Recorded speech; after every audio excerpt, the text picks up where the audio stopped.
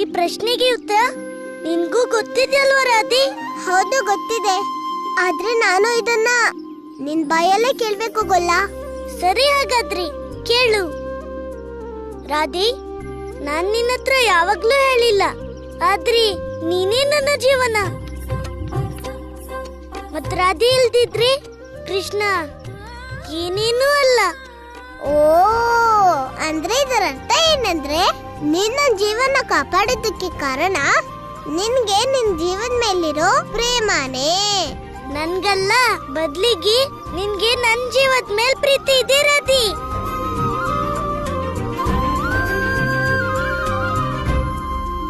ನಾರಾಯಣ ನಾರಾಯಣ. ಪ್ರಥಮ ಬಾರಿ ಇಂದು ಪರಮಾವತಾರಿ ಶ್ರೀಕೃಷ್ಣ ಮತ್ತು ದೇವಿ ರಾಧೆ ಒಬ್ಬರಿಗೊಬ್ಬರು ಈ ಪ್ರಕಾರ ಪ್ರೇಮಪೂರ್ವಕ ಪ್ರಲಾಪ ನಡೆಸಿದ್ದಾರೆ.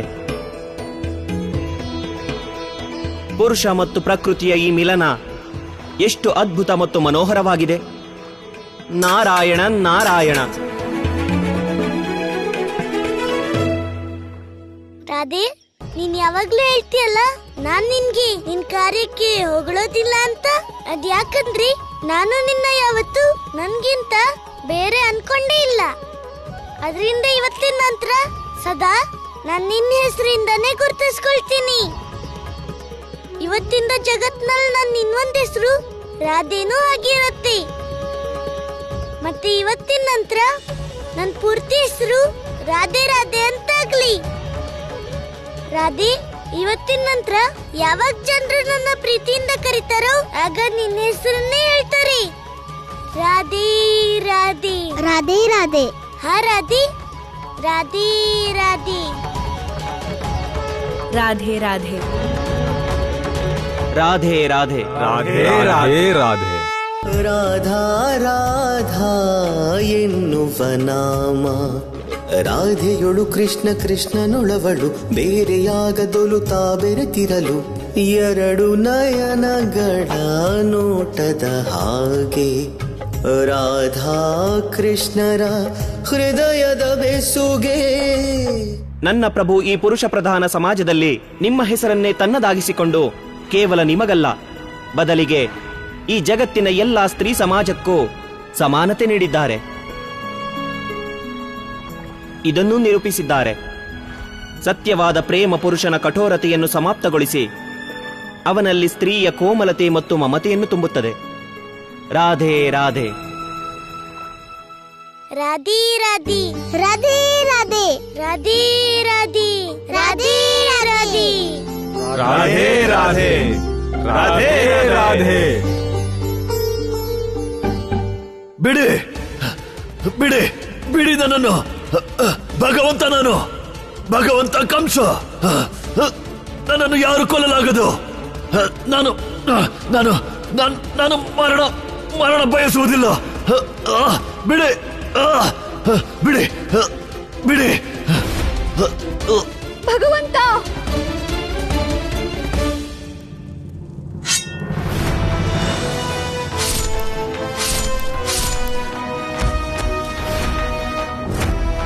ರಾಜದ್ರೋಹಿ. ಮಹಾರಾಣಿ ಮಹಾರಾಣಿ ಮಹಾರಾಣಿ, ಭಗವಂತ ಭಗವಂತ ಭಗವಂತ ರಕ್ಷಣೆ ಮಾಡಿ. ರಕ್ಷೆ? ಈ ಜನರು ಇಲ್ಲಿ ನಿನ್ನ ಭಗವಂತ ಕಂಸನ ಹತ್ಯೆ ಮಾಡುತ್ತಿದ್ದಾರೆ, ಮತ್ತೆ ನೀನಿಲ್ಲಿ ನಿಂತು ನೋಡುತ್ತಿದ್ದೆಯಾ? ನಾನು ನಿಮ್ಮನ್ನು ಜೀವಂತ ಬಿಡುವುದಿಲ್ಲ. ಶಾಂತಿ ಪ್ರಿಯ, ಶಾಂತಿ ಶಾಂತಿ ಶಾಂತಿ ಶಾಂತಿ. ಭಗವಂತ, ನಿಮ್ಮ ಈ ಸಂಕಷ್ಟದಲ್ಲಿ ನಾನು ಶಾಂತವಾಗಿರಬೇಕೆ? ಖಂಡಿತ ಇಲ್ಲ. ಅಸ್ತಿ ಅಸ್ತಿ ನನ್ನ ಪ್ರಿಯ ಪತ್ನಿ, ಈ ಸಂಕಷ್ಟ ಬಂದಿದ್ದಲ್ಲ, ಕರೆದಿದ್ದೆ. ನಾನೇ ಕರೆದಿದ್ದೆ. ಸ್ವತಃ ಕರೆದಿದ್ದೀರಿ. ನನಗೇನು ಅರ್ಥವಾಗುತ್ತಿಲ್ಲ ಭಗವಂತ.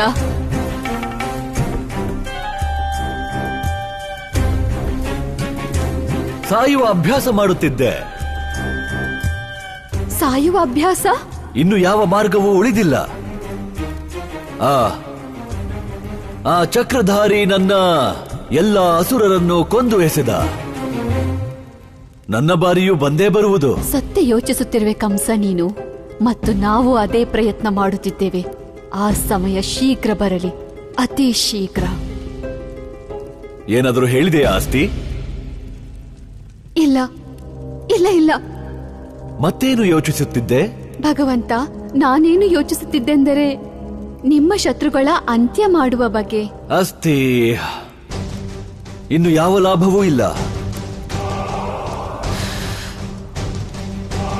ಮೊದಲು ಕೇವಲ ಆ ಕೃಷ್ಣನಿದ್ದ, ಈಗ ಅವನ ಅರ್ಧ ಶಕ್ತಿಯ ರಾಧೆಯೂ ಇದ್ದಾಳೆ. ಇನ್ನು ಅವನ ಅಂತ್ಯ ಮಾಡುವುದು ಅಸಂಭವವೇ. ನೀನು ಹೋಗು, ಭಗವಂತ ಕಂಸನ ಆರತಿಗೆ ಸಿದ್ಧತೆ ಮಾಡು, ಹೋಗು. ಸರಿ ಭಗವಂತ. ಪ್ರಲಬ್ಧ. ಹಾ ಭಗವಂತ. ಸೈನಿಕರೇ,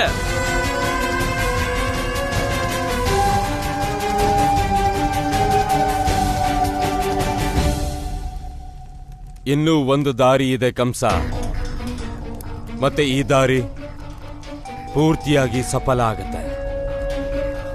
ಇನ್ನು ನನಗೆ ಯಾವ ಮಾರ್ಗದ ಮೇಲೂ ವಿಶ್ವಾಸವಿಲ್ಲ. ನಾನಿನ್ನು ಯಾವ ಜಾಲದಲ್ಲೂ ಸಿಲುಕುವುದಿಲ್ಲ. ಒಂದು ಸರಿ ಈ ಕೇಶಿ ಮೇಲೆ ವಿಶ್ವಾಸ ಇಡು ಕಂಸ. ಕೂಟನಾಗ ನಿನಗೆ ನಿರಾಸೆ ಮಾಡೋದಿಲ್ಲ.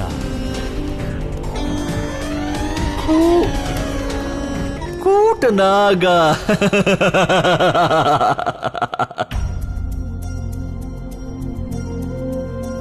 ಅಮ್ಮ, ಅಪ್ಪ, ನಿಮ್ ಕಣ್ಣಲ್ಲಿ ಇನ್ನೂ ನೀರಿದೆ ನೋಡಿ. ಈಗ ನಿಮ್ ರಾಧೆ ಕ್ಷೇಮವಾಗಿದ್ದಾಳೆ. ನಿಮ್ಗೆ ಸಂತೋಷ ಆಗ್ಬೇಕಲ್ವಾ? ಆದ್ರೆ ನಾವೆಲ್ಲಾನು ಕಳ್ಕೊಂಡ್ಬಿಟ್ಟಿದ್ವಿ ಮಗಳೇ. ನಮ್ಗಂತೂ ಇದನ್ನ ನಂಬಕ್ಕೆ ಆಗ್ತಿಲ್ಲ. ಅಮ್ಮ, ಇದ್ರಲ್ಲಿ ವಿಶ್ವಾಸ ಮೂಡ್ದಿರೋ ಮಾತೇನಿದೆ? ನಿಮ್ ರಾಧೆ ನಿಮ್ಮೆಲ್ಲರನ್ನ ಬಿಟ್ಟು ಹೇಗೆ ಹೋಗೋಕಾಗತ್ತೆ ಅಮ್ಮ?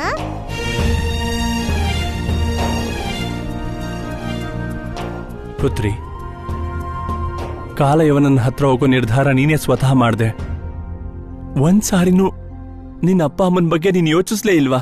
ಅಪ್ಪ, ನೀವೇ ತಾನೇ ನನ್ಗೆ ಹೇಳ್ಕೊಟ್ಟಿರೋದು, ನಮ್ ಜೀವಕ್ಕಿಂತ ಹೆಚ್ಚು ಬೇರೆಯವ್ರ ಜೀವನೇ ಆಗಿರುತ್ತೆ. ನಮ್ ಸಂತೋಷಕ್ಕಿಂತ ಮಹತ್ವ ಬೇರೆಯವ್ರ ಸಂತೋಷ ಆಗಿರುತ್ತೆ. ಆದ್ರೆ ಮಗಳೇ, ಇದ್ರಲ್ಲಿ ಯಾವ ಸಂತೋಷ ಇದೆ? ಪೂರ್ತಿ ಬ್ರಜಮಂಡಲದ ಅಪ್ಪ.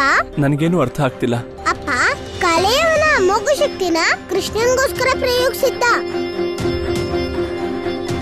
ಕೃಷ್ಣನೊಳಗೆ ಪೂರ್ತಿ ಬ್ರಜಮಂಡಲದ ಜನರ ಪ್ರಾಣನೂ ಅಡಗಿದೆ. ಎಲ್ಲರೂ ಕೃಷ್ಣನ ಪ್ರೀತಿಸ್ತಾರೆ. ಕೃಷ್ಣನೇ ಎಲ್ಲರಿಗೂ ಜೀವನ. ಆದ್ರೆ ಕೃಷ್ಣಂಗೇನಾದ್ರೂ ಆಗ್ಬಿಟ್ರೆ ಎಲ್ಲರಿಗೂ ಎಷ್ಟು ದುಃಖ ಆಗುತ್ತೆ.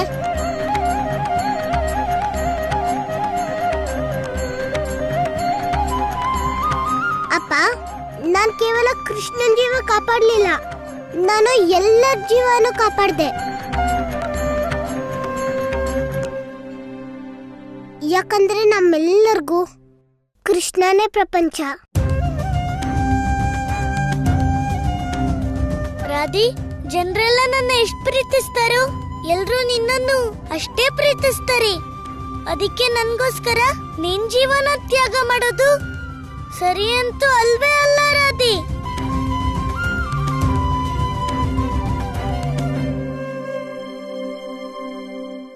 ಇನ್ನೊಬ್ಬ ಅಸುರ ಸಾಯಲು ಬರುತ್ತಿದ್ದಾನೆ. ಕೂಟನಾಗ.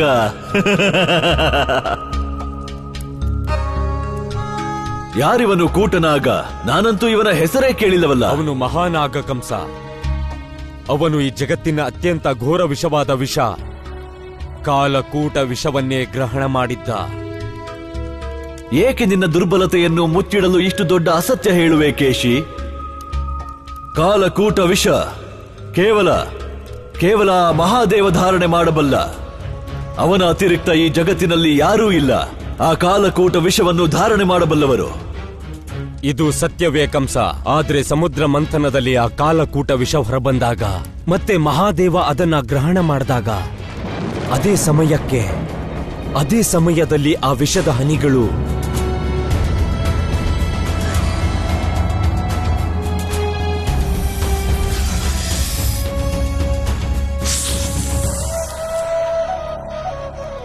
ಆದರೆ ಕಾಲಕೂಟ ವಿಷ ಕುಡಿದು ಯಾರೂ ಜೀವಂತವಾಗಿ ಇರಲಾಗದು.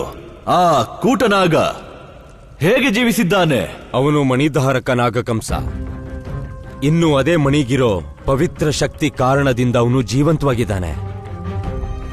ಆದ್ರೆ ಅಲ್ಲಿಂದ ಇಲ್ಲಿ ತನಕ ಆ ವಿಷದ ಪ್ರಭಾವದಿಂದ ಅವನು ದೀರ್ಘ ನಿದ್ರೆಯಲ್ಲಿ ಮಲಗಿದಾನೆ.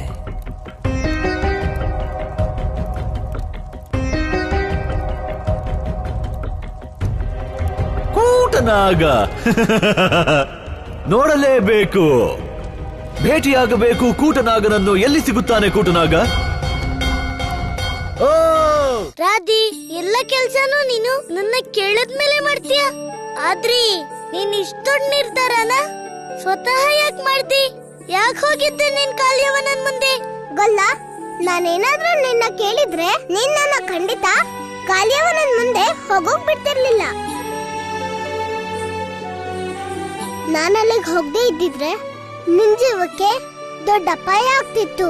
ರಾಧಿ, ನನ್ ಜೀವಕ್ಕೆ ಅಪಾಯ ಆಗ್ಲಿ ಅಥವಾ ನಿನ್ಗಾಗ್ಲಿ ಎರಡೂ ಒಂದೇ ಅಲ್ವಾ?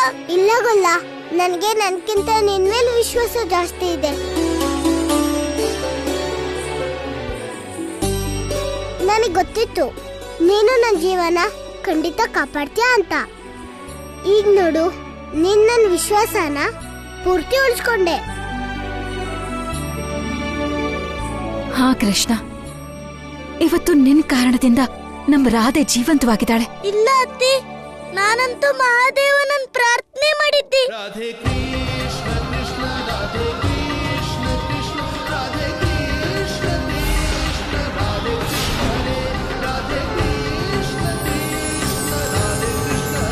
ಮತ್ತೆ ಅವ್ರು ನನ್ ಪ್ರಾರ್ಥನೆ ಕೇಳಿದ್ರು. ಹಾಗಾಗಿ ನಾನು ಏನೂ ಮಾಡಿಲ್ಲ ಅತ್ತೆ.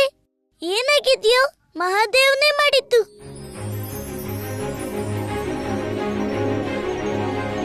ಹೇ ದೇವಾದಿದೇವ ಮಹಾದೇವ, ನಿನಗೆ ಕೋಟಿ ಕೋಟಿ ನಮಸ್ಕಾರ. ಶ್ರಾವಣ ಮಾಸದಲ್ಲಿ ಇಂಥ ಮಹಿಮೆನ ಕೇವಲ ಮಹಾದೇವನೇ ಮಾಡೋಕ್ಕಾಗೋದು. ಅಲ್ಲದೆ ಶ್ರಾವಣ ಮಾಸದಲ್ಲಿ ಶಿವ ಮತ್ತೆ ಪಾರ್ವತಿಯ ಕಥೆ ಕೇಳೋದ್ರಿಂದ ಜೀವನದ ಎಲ್ಲಾ ಸಂಕಷ್ಟ ದೂರ ಆಗತ್ತೆ. ಜೀವನದ ಎಲ್ಲ ಸಂಕಷ್ಟ? ಹಾ ಕೃಷ್ಣ, ಕೇವಲ ಜೀವನದ ಸಂಕಷ್ಟ ಮಾತ್ರವಲ್ಲ, ಬದಲಿಗೆ ಶ್ರಾವಣ ಮಾಸದಲ್ಲಿ ಯಾರೇ ಶಿವನ ಆರಾಧಿಸಿ ಶಿವಲಿಂಗಕ್ಕೆ ಅಭಿಷೇಕ ಮಾಡಿದರೂ ಅವರ ಜೀವನದ ಎಲ್ಲಾ ಕಾಮನೆಗಳು ಪೂರ್ಣವಾಗುತ್ತವೆ. ಗುರುದೇವ, ಮಹಾದೇವನ ಈ ಮಹಿಮೆಗೆ ಕಾರಣ ಏನು?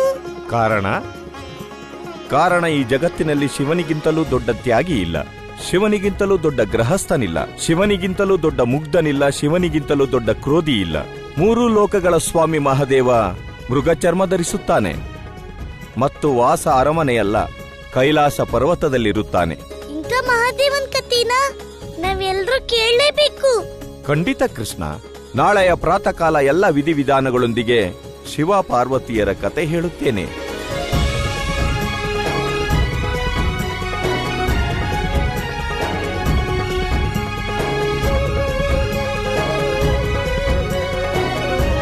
ಭಗವಂತ ಶಿವ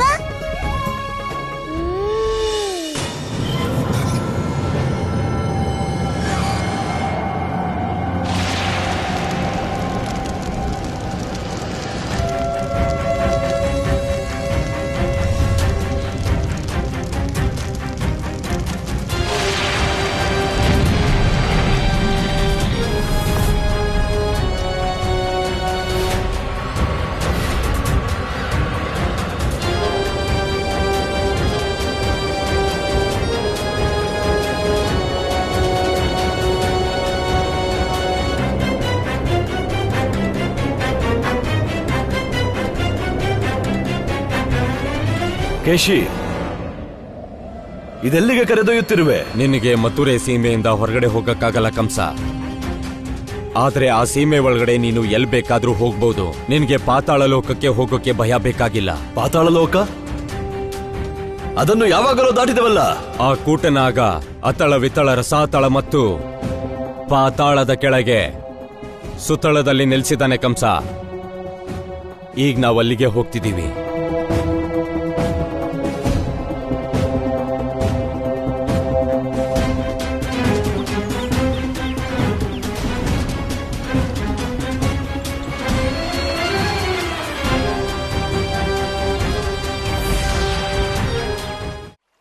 ಸುತಳ ಲೋಕಕ್ಕೆ ಬಂದಾಯ್ತು ಕಂಸ. ಪೃಥ್ವಿ ಲೋಕಕ್ಕಿಂತ ಭಿನ್ನ. ಅಲ್ಲೇನಿದೆಯೋ ಅದು ಇಲ್ಲಿಲ್ಲ, ಮತ್ತೆ ಇಲ್ಲೇನಿದೆಯೋ ಅದು ಅಲ್ಲಿಲ್ಲ.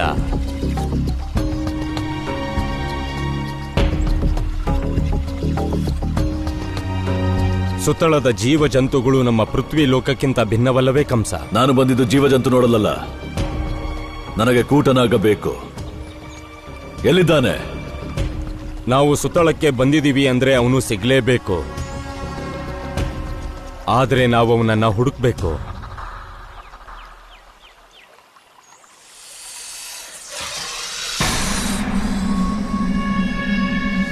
ಅವನು ಇಲ್ಲೇ ಎಲ್ಲೋ ಇದ್ದಾನೆ. ನನಗೆ ಅವನ ಸ್ವರ ಕೇಳಿಸ್ತಿದೆ.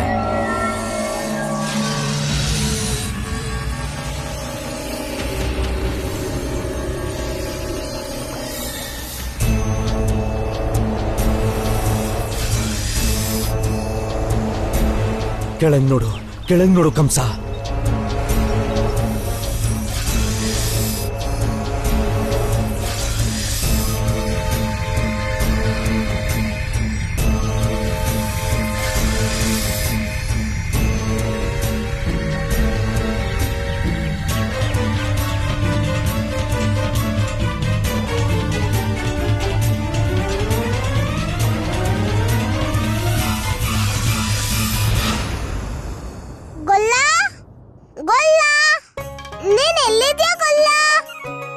ಗೊಲ್ಲ ಅಂತೂ ಎಲ್ಲಿ ಹೋಗ್ತಾನೋ ಗೊತ್ತಾಗೋದೇ ಇಲ್ಲ.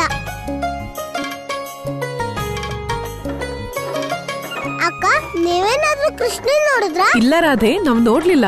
ಅಕ್ಕ, ನೀವೇನಾದ್ರೂ ಕೃಷ್ಣನ್ ನೋಡಿದ್ರಾ? ಇಲ್ಲ, ನೋಡ್ಲಿಲ್ಲ.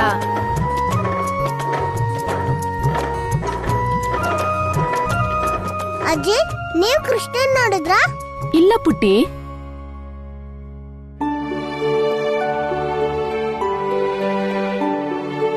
ಈ ಕೃಷ್ಣ ಅದೆಲ್ಲ ಮಾಯ ಆಗ್ತಾನೇನೋ ಒಂದು ಗೊತ್ತಾಗಲ್ಲ.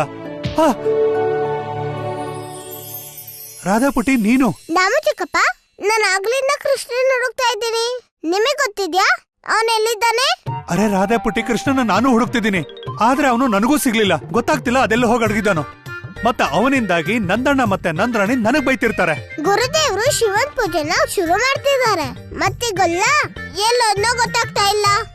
ಈಗ ನೀವೇ ಹೇಳಿದ ಅಮ್ಮಮ್ಮವ, ನಾವ ಗೊಲ್ಲನ ಎಲ್ಲಿ ಅಂತ ಹುಡ್ಕೋದು? ಅದ್ ನನಗೂ ಅರ್ಥ ಆಗ್ತಿಲ್ವಲ್ಲ ರಾಧೆ ಪುಟ್ಟಿ. ಭಂ ಭಂ ಬೋಲಿ, ನನ್ನೆಲ್ ಹುಡುಕ್ತಿದ್ದೀರಾ ಜನ್ರಿ? ನಾನಂತೂ ನಿಮ್ ಮುಂದೆನೇ ಇದ್ದೀನಿ.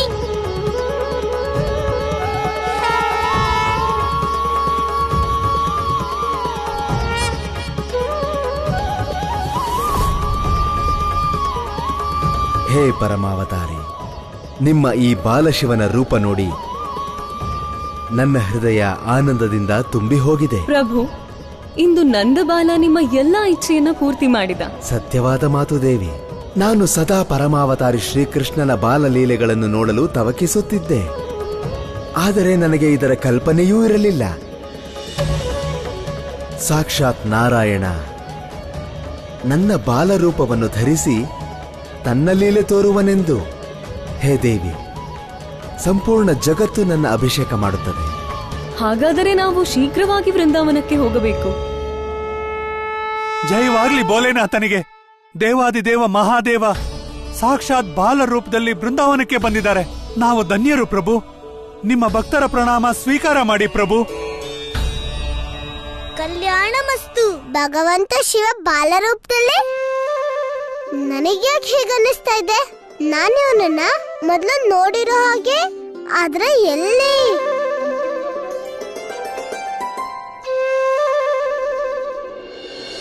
ದೇವಾದಿದೇವ ಮಹಾದೇವನಿಗೆ ಜೈ.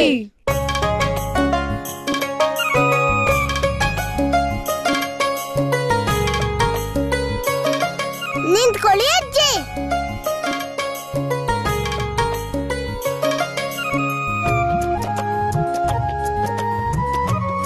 ಇವನು ಶಿವನೂ ಅಲ್ಲ, ಇವನು ಕೃಷ್ಣ, ನಮ್ ಕೃಷ್ಣ. ಕೃಷ್ಣ? ಅಯ್ಯೋ ರಾಧೆ, ನೀನ್ ಏನ್ ಹೇಳ್ತಾ ಇದ್ಯಾ? ಇವನು ಮಹಾದೇವ ನಟರಾಜ, ಸಾಕ್ಷಾತ್ ಶಿವನೇ. ಆದ್ರೆ ಅವನು ಯಾವತ್ತೂ ಗೊಲ್ಲನ್ ರೂಪದಲ್ಲಿ ಬಂದೇ ಇಲ್ಲ. ಅಜ್ಜಿ, ಶಿವ ಕೃಷ್ಣನ್ ರೂಪ ಧರಿಸಿರೋದಲ್ಲ, ಬದಲಿಗೆ ಕೃಷ್ಣನೇ ಈ ಶಿವನ್ ರೂಪ ಧರಿಸಿ ಬಂದಿರೋದು.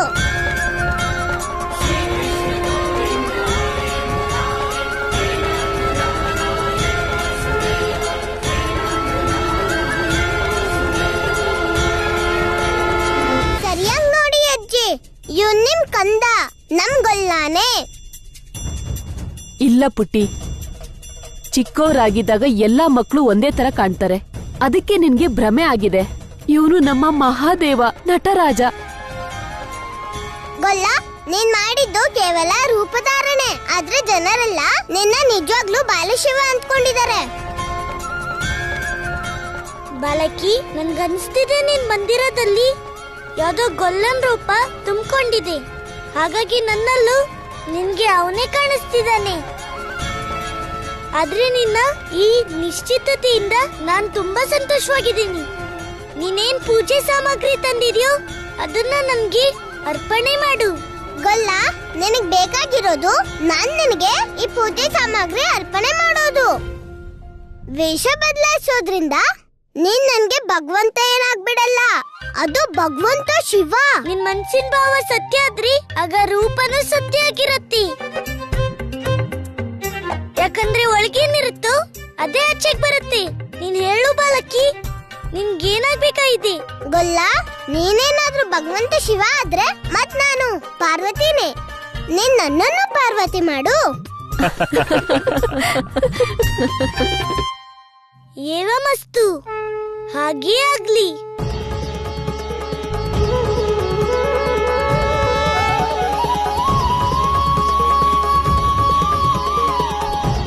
ಕೃಷ್ಣ,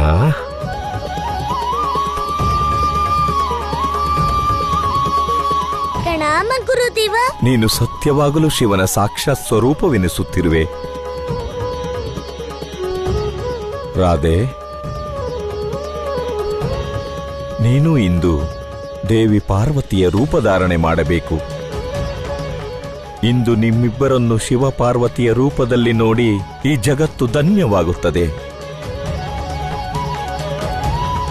ಹೋಗು ದೇವಿ, ಇನ್ನು ಪ್ರತೀಕ್ಷೆ ಮಾಡ್ಬೇಡ. ದೇವಿ ಪಾರ್ವತಿಯ ರೂಪ ಧಾರಣೆ ಮಾಡು.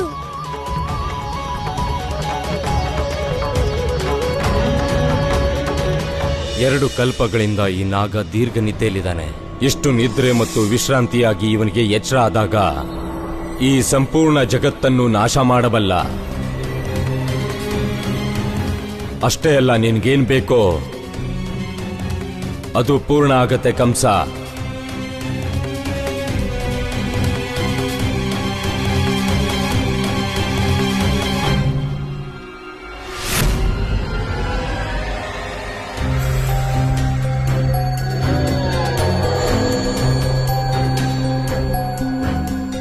ಏನ್ ಮಾಡ್ತಿದ್ಯಾ ಕಂಸ? ನನಗನಿಸುತ್ತಿದೆ ನಿನ್ನ ಈ ಅತಿ ಆತ್ಮವಿಶ್ವಾಸ ನಿನ್ನ ಜೊತೆ ಜೊತೆಗೆ ನನ್ನನ್ನು ಮುಳುಗಿಸಲಿದೆ. ಎಷ್ಟೋ ಲೋಕಗಳನ್ನು ಪಾರು ಮಾಡಿ ಪೃಥ್ವಿಲೋಕದಿಂದ ಇಷ್ಟು ದೂರ ನೀನು ನನ್ನನ್ನು ಈ ನಾರಾಯಣನ ಭಕ್ತನ ಭೇಟಿಗೆ ಕರೆತಂದೆಯಾ? ನಾರಾಯಣನ ಭಕ್ತ ಅಂದ್ರೆ? ಕೇಳು, ಧ್ಯಾನಿಸಿ ಕೇಳು ಅವನ ಸ್ವರವನ್ನು. ಅವನ ಒಳಗಿಂದ ನಾರಾಯಣ ನಾರಾಯಣ ಎಂಬ ಸ್ವರ ಕೇಳುತ್ತಿದೆ.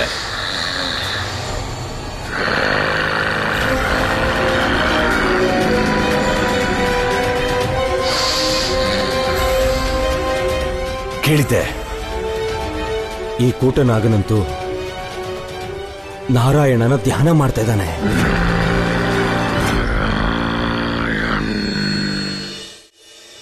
ನಾರಾಯಣ ನಾರಾಯಣ. ಮಾತೆ, ನಾನೇನು ನೋಡುತ್ತಿದ್ದೇನೆ? ಸತ್ಯವಾಗಲು ಈ ಕೂಟನಾಗ ನನ್ನ ಪ್ರಭು ನಾರಾಯಣನ ಜಪ ಮಾಡುವನೆ? ಹಾ ದೇವರ್ಷಿ, ನೀವು ನೋಡುತ್ತಿರುವುದು ಸತ್ಯವಾಗಿದೆ. ಕೂಟನಾಗನ ಅಂತರ್ಮನದಲ್ಲಿ ನಾರಾಯಣನ ನಾಮವಿದೆ. ಆದರೆ ಮಾತೆ, ಅವನಂತೂ ದೇವತೆಗಳ ಶತ್ರು ಮತ್ತು ಅಸುರರ ಸಮರ್ಥಕ.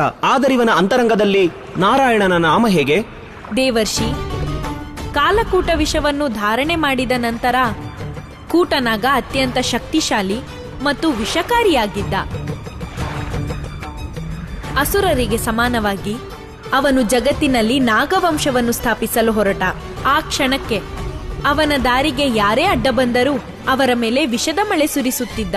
ದೇವರ್ಷಿ, ಇದರ ನಂತರ ಕಾಲಕೂಟ ಇಂದ್ರಲೋಕದ ಮೇಲೆ ಆಕ್ರಮಣ ಮಾಡಿದ.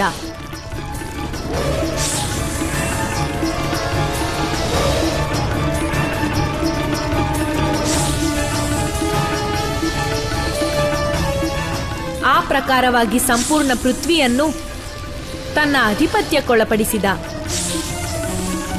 ಆಗ ಭೂಮಾತೆ ಮತ್ತು ಎಲ್ಲಾ ದೇವತೆಗಳು ಭಗವಂತ ವಿಷ್ಣುವಿನ ಬಳಿಗೆ ಕೂಟನಾಗನಿಂದ ರಕ್ಷಣೆ ಬೇಡಿ ಬಂದರು. ಹೇ ನಾರಾಯಣ, ನಮಗೆ ಸಹಾಯ ಮಾಡಿ. ಹೇ ನಾರಾಯಣ, ತನ್ನನ್ನೇ ಸಂಪೂರ್ಣ ಸೃಷ್ಟಿಯ ವಿಧಾತನೆಂದುಕೊಂಡಿರುವ ಆ ವಿಷ ಸರ್ಪ ಈಗ ತನ್ನ ದುರ್ಬುದ್ಧಿಯಿಂದ ಸಂಪೂರ್ಣ ಸೃಷ್ಟಿಯಿಂದ ಜೀವನದ ಅಂತ್ಯ ಮಾಡಲು ಹೊರಟಿದ್ದಾನೆ. ಪ್ರಭು, ಈಗ ನೀವೇ ನಮ್ಮ ರಕ್ಷಣೆ ಮಾಡಬೇಕು. ಇಲ್ಲದಿದ್ದರೆ ಈ ಸರ್ಪ ಈ ಸಂಪೂರ್ಣ ಲೋಕವನ್ನೇ ನಾಶ ಮಾಡುತ್ತಾನೆ. ಹಾ ಪ್ರಭು, ನಿಮ್ಮನ್ನು ಪ್ರಾರ್ಥಿಸುತ್ತೇವೆ. ಈ ಕೂಟನಾಗನನ್ನು ಆದಷ್ಟು ಬೇಗ ಕೊನೆಗಾಣಿಸಿ ಪ್ರಭು. ಪ್ರಭು, ಕೂಟನಾಗನನ್ನು ಅಂತ್ಯ ಮಾಡುವುದು ಸುಲಭವಾಗಿರಲಿಲ್ಲ ದೇವರ್ಷಿ. ಅವನ ಅಂತ್ಯವಾಗುತ್ತಲೇ ಕಾಲಕೂಟ ವಿಷ ಜಗತ್ತನ್ನು ವ್ಯಾಪಿಸುತ್ತಿತ್ತು. ಆಗ ಭಗವಂತ ವಿಷ್ಣು ತಮ್ಮ ದಿವ್ಯ ಅಸ್ತ್ರದ ಪ್ರಭಾವದಿಂದ ಕೂಟನಾಗನನ್ನು ದೀರ್ಘನಿದ್ರೆಯಲ್ಲಿ ಬಂಧಿಸಿದರು ಮತ್ತು ಪಾತಾಳದಿಂದಲೂ ಕೆಳಗಿರುವ ಸುತಳ ಲೋಕಕ್ಕೆ ಕಳಿಸಿದರು. ಆದ್ದರಿಂದಲೇ ಅವನ ವಿಷದ ದುಷ್ಪರಿಣಾಮ ಪೃಥ್ವಿವಾಸಿಗಳ ಮೇಲಾಗುತ್ತಿಲ್ಲ. ದೇವರ್ಷಿ, ಕೂಟನಾಗನ ಮನದಲ್ಲಿ ಈ ವಿಷಯ ಅಚ್ಚೊತ್ತಿದೆ. ಅವನು ಪ್ರಭುವಿನ ಕಾರಣದಿಂದ ಅಚೇತನಾಗಿದ್ದಾನೆ. ಆದ್ದರಿಂದ ಇಂತಹ ಸ್ಥಿತಿಯಲ್ಲೂ ನಾರಾಯಣ ನಾಮವನ್ನೇ ಜಪಿಸುತ್ತಿದ್ದಾನೆ. ನಿನ್ನ ಮಾತು ಕೇಳಿ ನಾನು ವ್ಯರ್ಥವಾಗಿ ಇಲ್ಲಿ ಬಂದೆ. ಆದರೆ ಈಗ ಬಂದಾಗಿದೆ. ನಾರಾಯಣನ ಈ ಭಕ್ತನನ್ನಾದರೂ ಕೊಂದು ಹೋಗುತ್ತೇನೆ. ನಿಲ್ಲು ಕಂಸ. ಕೇವಲ ಭಕ್ತಿಯಿಂದ ಮಾತ್ರ ಅಲ್ಲ, ಬದಲಿಗೆ ಪ್ರತೀಕಾರಕ್ಕೂ ಜನರು ತಮ್ಮ ಶತ್ರು ಹೆಸರನ್ನ ಹೇಳ್ತಿರ್ತಾರೆ. ಗಮನ ಇಟ್ಟು ಕೇಳು ಕಂಸ. ಇವನ ಜಪದಲ್ಲಿ ಭಕ್ತಿ ಅಲ್ಲ, ಕ್ರೋಧ ಇದೆ. ಇವನು ವಿಷ್ಣುವಿನ ಭಕ್ತ ಅಲ್ಲ, ಅವನ ಪರಮ ಶತ್ರುನೇ. ಕಲ್ಪಗಳಿಂದ ನಿದ್ರಿಸಿದ ಈ ಸರ್ಪದ ಮೇಲೆ ಹೇಗೆ ವಿಶ್ವಾಸವಿಡಲಿ? ಇವನು ವಿಷ್ಣು ಮಾಡಿದ ಮೋಸದಿಂದಾನೇ ಚಿರನಿದ್ರೆಯಲ್ಲಿದ್ದಾನೆ. ಅಂದಮೇಲೆ ಇವನು ವಿಷ್ಣು ಭಕ್ತ ಹೇಗಾಗೋಕ್ ಸಾಧ್ಯ? ಸರಿ, ಮತ್ತೆ ಒಂದು ವೇಳೆ ಇವನು ಆ ವಿಷ್ಣುವಿನ ಶತ್ರುವಾದರೆ ವಿಷ್ಣುವಿನ ಆ ಬಾಲ ಅವತಾರಿಯನ್ನು ಕೊಲ್ಲುತ್ತಾನೆ. ಒಂದು ವೇಳೆ ಇವನು ವಿಷ್ಣುವಿನ ಭಕ್ತನಾದರೆ ಇವನನ್ನು ನಾನೇ ಕೊಲ್ಲುತ್ತೇನೆ. ಆದರೆ ಕಲ್ಪಗಳಿಂದ ಮಲಗಿರೋ ಈ ವಿಷಸರ್ಪನ ನಾವು ಎಬ್ಬಿಸೋದು ಹೇಗೆ? ಭಗವಂತ ನಾನು, ಭಗವಂತ ಕಂಸ, ಅದನ್ನು ನೀನು ನನಗೆ ಬಿಡು.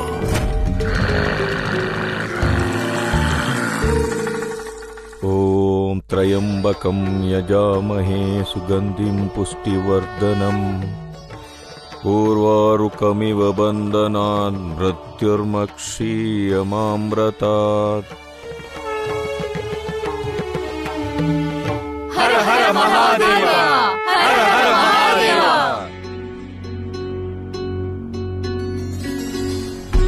ಕಲ್ಯಾಣವಾಗಲಿ, ಕಲ್ಯಾಣವಾಗಲಿ, ಎಲ್ರಿಗೂ ಕಲ್ಯಾಣವಾಗಲಿ. ಅಕ್ಕ, ನಮ್ ಕೃಷ್ಣ ಅಂತೂ ಸಾಕ್ಷಾತ್ ಶಿವನ ಹಾಗೆ ಕಾಣಿಸ್ತಿದ್ದಾನೆ. ಮತ್ತೆ ಸ್ವಲ್ಪ ನಮ್ ರಾಧೆ ನೋಡು, ಸಾಕ್ಷಾತ್ ದೇವಿ ಪಾರ್ವತಿ ಹಾಗಿದ್ದಾಳೆ. ರಾಧೆ ಕೃಷ್ಣನ್ ಜೋಡಿ ಹೇಗನ್ನಿಸ್ತಿದೆ ಅಂದ್ರೆ ಶಿವ ಪಾರ್ವತಿಯ ಜೋಡಿ ಹಾಗೆ.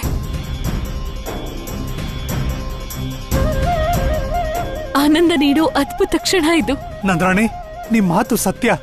ಸಾಕ್ಷಾತ್ ಶಿವ ಪಾರ್ವತಿ ಜೋಡಿ ಇಲ್ಲಿದ್ದಿದ್ರೆ ತಮ್ಮ ಬಾಲರೂಪ ನೋಡಿ ಅತ್ಯಂತ ಸಂತೋಷ ಪಡ್ತಿದ್ರು. ಎಲ್ರು ಕೂತ್ಕೊಳ್ಳಿ, ಬನ್ನಿ.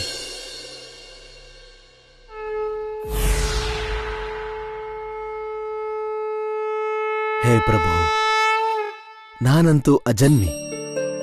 ಹಾಗಾಗಿ ನನ್ನ ಬಾಲರೂಪದ ಕಲ್ಪನೆಯೂ ನನಗಿಲ್ಲ. ಆದರೆ ಇಂದು ನಿಮ್ಮನ್ನು ನನ್ನ ಈ ರೂಪದಲ್ಲಿ ನೋಡಿ ಇದು ನನ್ನದೇ ಪ್ರತಿರೂಪವೆಂದು ಭಾಸವಾಗುತ್ತಿದೆ. ಭಗವಂತ, ನಾನು ನಿಮ್ಮ ಬಾಲರೂಪವನ್ನು ಹಿಂದೆಂದೂ ಕಂಡಿರಲಿಲ್ಲ. ಇಂದು ಕೃಷ್ಣನ ರೂಪದಲ್ಲಿ ನಿಮ್ಮನ್ನೇ ನೋಡಿದಂತಾಯ್ತು. ಸತ್ಯ ನುಡಿದೆ ದೇವಿ. ಮತ್ತು ದೇವಿ ರಾಧೆಯಂತೂ ನಿನ್ನದೇ ಪ್ರತಿಮೂರ್ತಿಯಂತಿದ್ದಾರೆ.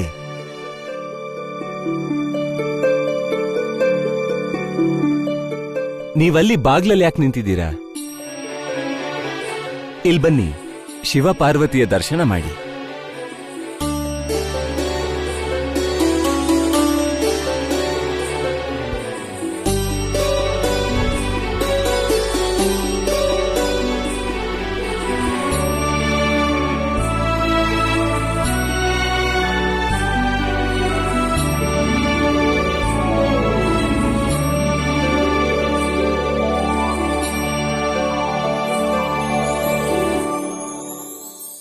ಪ್ರಣಾಮಗಳು. ಪ್ರಣಾಮ. ನಿಮ್ಮ ದರ್ಶನ ಮಾಡಿ ನಾನು ಧನ್ಯನಾದೆ. ನಿಮ್ಮ ದರ್ಶನದಿಂದ ನಾನು ಧನ್ಯನಾದೆ ನನ್ನ ಆರಾಧ್ಯ.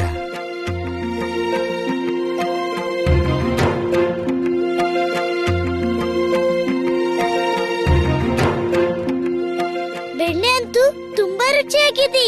ನಮ್ಮಮ್ಮ ಮಾಡೋ ಬೆಣ್ಣೆ ತರನೇ. ಬೆಣ್ಣೆ ನಿಜವಾಗ್ಲೂ ರುಚಿಯಾಗಿದೆ.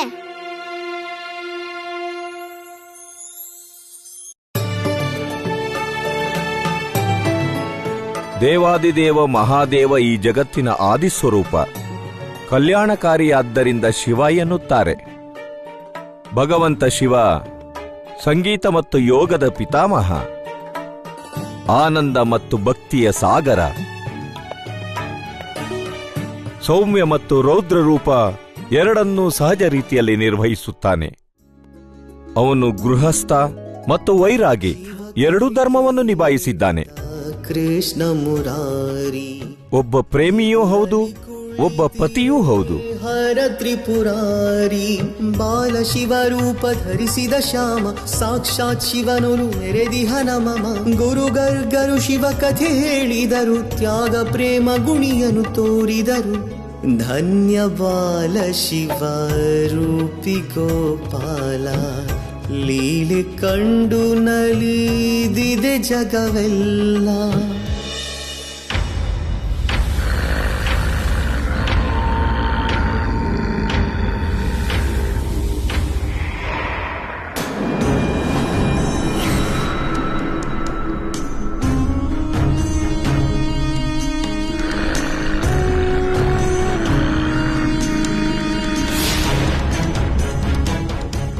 ಏನ್ ಮಾಡ್ತಿದ್ಯಾ ನೀನು? ಏನಾದ್ರೂ ಅನರ್ಥ ಆದ್ರೆ? ಜಗತ್ತಿನ ಯಾವ ನಾಗನೂ ಸ್ಪಂದನವಿಲ್ಲದೆ ಜಾಗೃತನಾಗಲಾರ, ಮತ್ತು ನಾಗ ಮಾತ್ರ ಸ್ಪಂದನವನ್ನು ಗ್ರಹಿಸಬಲ್ಲದು.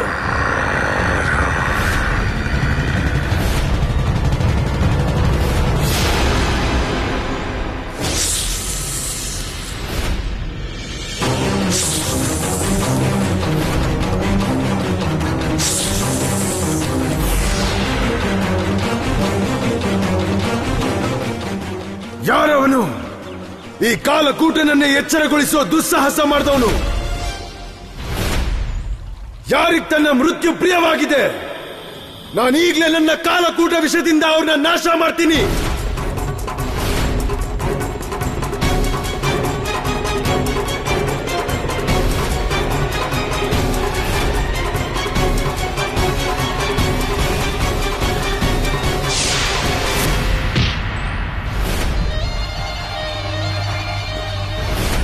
ಪೃಥ್ವಿಲೋಕದಿಂದ ಇಷ್ಟು ದೂರ ಸುತಾಳ ಲೋಕಕ್ಕೆ ನಾನು ನಿನ್ನ ಕಾಲಕೂಟ ವಿಷಪಾನ ಮಾಡಲೆಂದು ಬರಲಿಲ್ಲ ಕೂಟನಾಗ. ನಿನ್ನ ಈ ವಿಷವನ್ನು ಆ ವಿಷ್ಣುವಿಗಾಗಿ ಕಾಪಾಡಿಟ್ಟುಕೋ. ಅವನೇನಾದರೂ ನಿನ್ನ ಶತ್ರುವಾಗಿದ್ದರೆ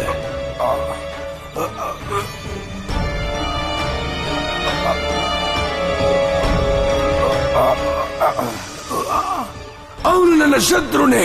ಮಿತ್ರ ಕೂಟನಾಗ, ಆ ವಿಷ್ಣು ನನಗೂ ಶತ್ರುವೆ, ಮತ್ತು ಶತ್ರುವಿನ ಶತ್ರುವೆಂದರೆ ಮಿತ್ರನಲ್ಲವೇ? ಹಾಗಾಗಿ ಭಗವಂತ ಕಂಸ ನಿನ್ನೆಡೆಗೆ ಮಿತ್ರತ್ವದ ಹಸ್ತ ನೀಡುತ್ತಿದ್ದಾನೆ. ಏನು ಯೋಚಿಸುತ್ತಿರುವೆ ಕೂಟನಾಗ? ನಿನಗೆ ನನ್ನ ಮಿತ್ರತ್ವ ಸ್ವೀಕಾರವಿದ್ದರೆ ಹಠ ಬಿಡು, ಮತ್ತು ಆ ವಿಷ್ಣುವಿನ ವಿನಾಶಕ್ಕಾಗಿ ನನ್ನ ಜೊತೆ ಕೈ ಜೋಡಿಸು.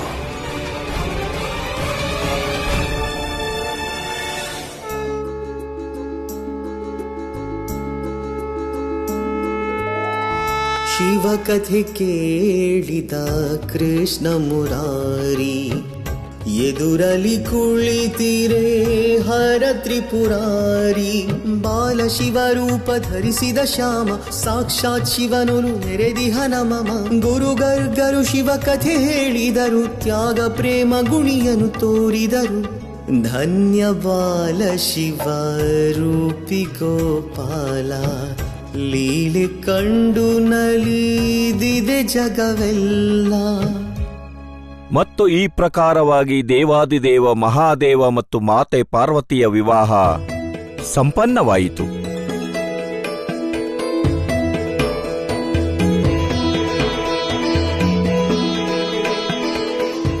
ಗುರುದೇವ, ಅದಾದ್ಮೇಲೆ ಏನಾಯ್ತು? ಮಹಾದೇವ ಪಾರ್ವತಿ ವಿವಾಹದ ನಂತರದ ಕಥೆನೂ ಹೇಳ್ತೀರಾ? ಹೇಗೆ ಮಹಾದೇವ ಅಜನ್ಮಿ ಮತ್ತು ಅನಂತನೋ ಹಾಗೆಯೇ ಅವನ ಕಥೆಗಳೂ ಅನಂತ. ಹರಿ ಅನಂತ, ಹರಿಕಥೆಯೂ ಅನಂತ. ಹಾಗಾಗಿ ಇಂದಿನ ಈ ಕಥೆಯನ್ನು ಇಲ್ಲೇ ಸಮಾಪ್ತಿ ಮಾಡೋಣ.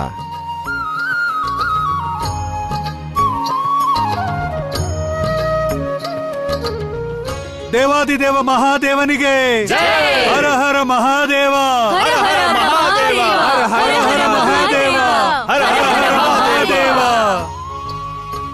ಹೇ ಭಕ್ತರೇ, ಭೋಲೆನಾಥ ಹೇಳ್ತಿದ್ದಾನೆ, ನೀವೆಲ್ಲ ಗೋಪೇಶ್ವರ ಮಂದಿರಕ್ಕೆ ಹೋಗಿ ಜಲಾಭಿಷೇಕ ಮಾಡಿ ಪುಣ್ಯ ಪಡ್ಕೊಳ್ಳಿ.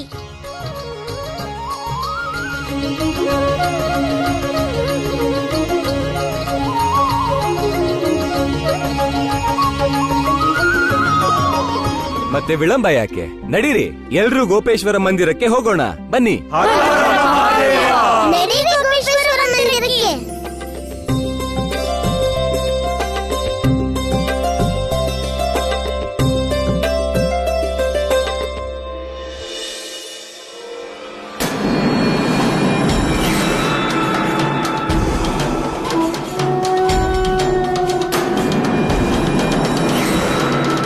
ಕಂಸ, ನಾನು ಕಲ್ಪಗಳಿಂದ ವಿಷ್ಣುನ ಅಂತ್ಯ ಮಾಡಕ್ ಕಾಯ್ತಿದ್ದೀನಿ. ಆದ್ರೆ ಅವನ ಅಂತ್ಯಕ್ಕೆ ಯಾವ ಮಾರ್ಗನೂ ಇಲ್ಲ. ಒಂದು ಮಾರ್ಗವಿದೆ, ಆದರೆ ಮಾರ್ಗ ತಿಳಿಸುವ ಮೊದಲು ನನ್ನ ಮನದಲ್ಲಿ ಒಂದು ಜಿಜ್ಞಾಸೆ ಇದೆ. ನನಗೆ ತಿಳಿದಿದೆ, ಆ ವಿಷ್ಣು ವಂಚನೆ ಇಲ್ಲದೆ ಯಾರನ್ನೂ ಕೊಲ್ಲಲಾರ. ಮತ್ತೆ ಅದ್ಯಾವ ಮೋಸವನ್ನು ಆ ಚಕ್ರಧಾರಿ ನಿನಗೆ ಮಾಡಿದ್ದಾನೆ? ಮೋಸ? ಕಂಸ, ಆ ವಿಷ್ಣುಗೆ ನನ್ನ ಅಂತ್ಯ ಮಾಡೋಕಾಗ್ತಿರ್ಲಿಲ್ಲ. ಹಾಗಾಗಿ ಅವನು ನನ್ನ ಮೇಲೆ ನಿದ್ರಾ ಬಾಣ ಪ್ರಯೋಗಿಸ್ದ, ಮತ್ತೆ ನನ್ನ ಆಳವಾದ ನಿದ್ರೆಯಲ್ಲಿ ಮಲಗಿಸ್ದ. ಕಂಸ, ಆ ದಿನ ವಿಷ್ಣು ನನ್ನ ಮೇಲೆ ನಿದ್ರಾ ಬಾಣವನ್ನ ಹೂಡ್ಲಿಲ್ಲ ಅಂದಿದ್ರೆ ಈಗ ಈ ಜಗತ್ನಲ್ಲೇ ನಾಗವಂಶದ ಆಧಿಪತ್ಯ ಇರ್ತಿತ್ತು.